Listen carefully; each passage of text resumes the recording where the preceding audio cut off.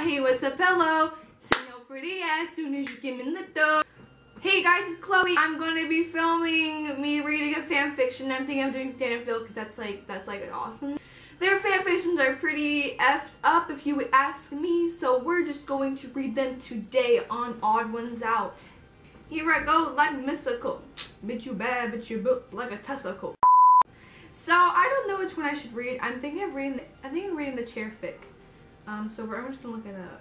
I never really read fan fiction, like PHAN fiction, like, you know, Dan and Phil fiction. So today's gonna be the first time I'm reading them, and I'm a little bit scared because I always see that Frank reads them and he's like, well, I'm gonna be reading that today. Okay, so we're gonna start reading this, and I'm a little bit scared. My mind is drunk with fatigue. My tongue 5 sizes too big and 5 times too dry. The first thing I comprehend is a deep chuckle from above me. I recognize it, and I heard it recently. Dan, stop that, he giggles. We need to get inside. Phil wrestles me into the doorway as I foolishly stumble about talking about a llama butterfly hybrid would eat. Phil, I wrench my eyes open. They have crusted over. I feel like they have been stabbed with salt and barbed wire. The first thing I see is the carpet. Why am I on the floor? I lift my head slightly and can see mix-match socks. The tops of them were covered with black skin jeans. Phil, he's sitting in the chair unlike any we've had in any other apartment. I hate reading out loud. It's old-fashioned and worn. It would not look out of place at Mad Hatter's tea party, but this is my own bedroom. Why is a chair here? A cold panic swept through me as I wiped my eyes and found my wrists shackled to the old chairs. Phil, I don't want to sleep. I'm too drunk. I slur, whining at the older boy. He giggles again. He's clearly had a few. This will help. He has a wet washcloth in his hand, and isn't that just like Phil, always taking care of his Dan? He held the washcloth to my face. He must have spilled something on my sleeve, a lot of something. The smell was overtaking me. I cried weakly as the vision began to cloud. Everything was black, and the echo of Phil's laughing bounced around my aching head. Good morning, Dan. Phil smiled. Sleep well? He closed the laptop on his lap and looked down at me.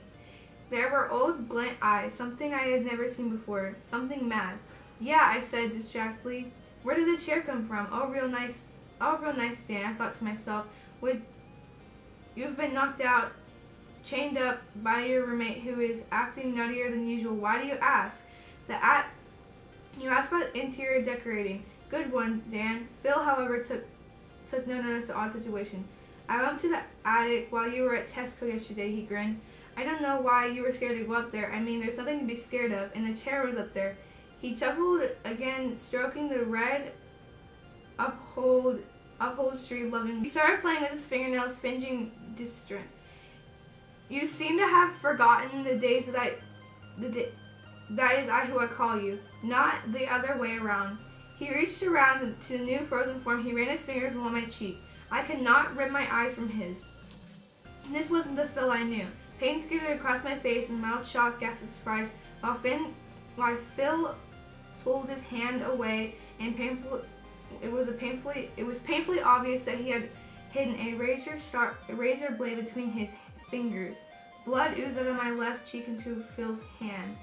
He grinned larger and let out a strange giggle. I felt my jaw drop as he lifted stitches from his mouth and licked the blood away.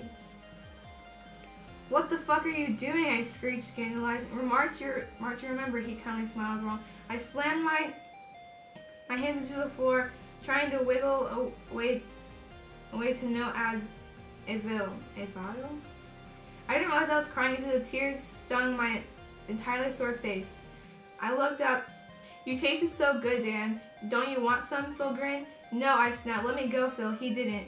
Instead of doing sane, he rubbed his first few toes across my aching cut to gather the blood and making it sting even harder.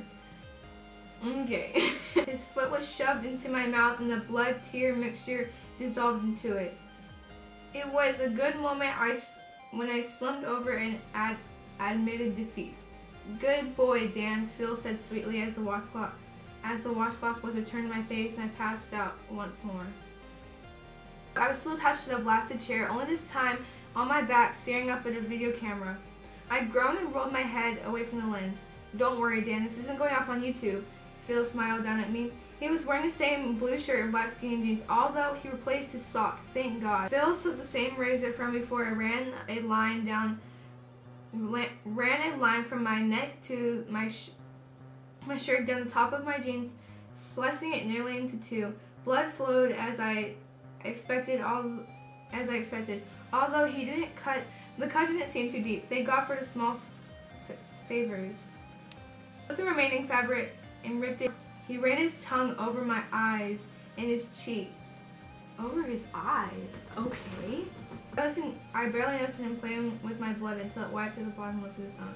Phil was kissing me. Adrenaline pumped, although it was wrong. He forced my jaw open while his hands muffled my strings with his tongue. I shook my head frantically, trying to stop the tears. Oh, I think you did. Phil ground a heel to his hand in my crotch. I squeaked in pain and horror and found myself slightly hard. Suddenly I heard a click, and then another, and Phil pulled me up away from the chair. The ants ran off me, and he swore, "Fuck, Dan, keep your mates to yourself, you filthy little slut." He giggled, proud of himself, and slammed me into the wall. More ants falling. Ants? Where did that come from? Even though he wasn't hurting me, he was freeing me from the six-legged demons. He was an angel of mercy. Missed the door, Dan. He laughed and shoved me into the hallway. I could feel the remaining ants climbing up my nose. I panicked and tried to wipe them away with my now free hands. Don't think about it. Phil shoved me over and I fell on the floor with the thud. At least it was carpeted. I rubbed my face in the carpet, desperately trying to free myself from the ants. They were my ears now. Phil lifted up my hair, wrenching me to the feet and slung me into the room. He then pushed me again. I felt my legs hit the porcelain and I tumbled backwards into our bathtub, slamming my head against the tiled wall. I felt cold water hit my face, sprayed from the detachable shower head, and far too close. Water flooded my eyes and my ears, sucked my head and made me choke. The ants washed away. I was so thankful. I got out and wriggled the door handle, locked. I ate everything anyway and took a proper shower. And the ritual of getting ready for the day and some of the fear away. I had finished straightening out my hobbit hair with a knock on the door. "Can I come in, Dan?" he called. He sounded like the old Phil, not the Phil from the morning or whenever I had waken up. "Can you come back into the bedroom with me?" he asked, shyly, flustered, almost cute. I could call that. Yeah, okay, I whispered, shocking at myself, thinking his eyes were... "Are you going to be a good boy, Daniel?" he whispered in my ear. I nodded, giving up self-respect, and I didn't want another episode with ants, some of which were still crawling in the stain of my chair legs. He sat down, pulling me onto his lap, kissing me harshly, his hand pulling back on my hair so hard it hurt while he was digging into my skin and my back. This was not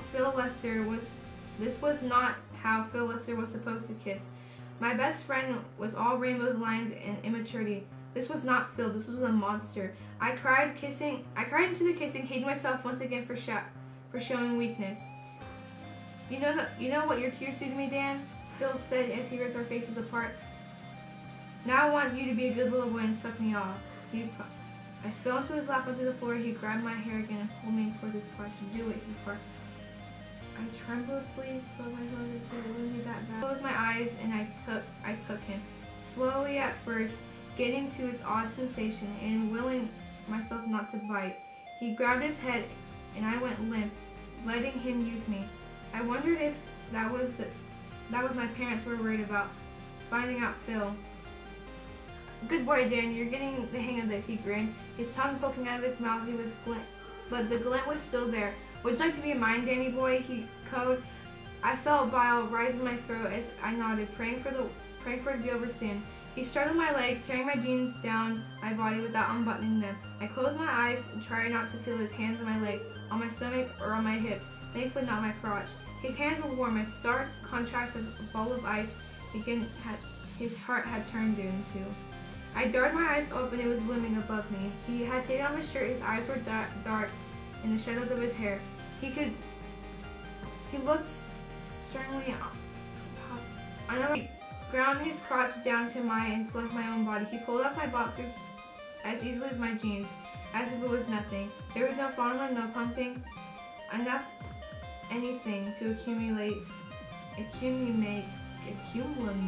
me.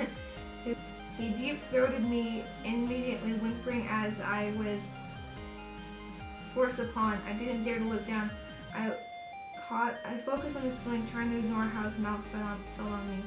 Now the thing turned off warning on the 10th radio. Felt some hurt on my erection and slipped down farther than it past his lips. Oh!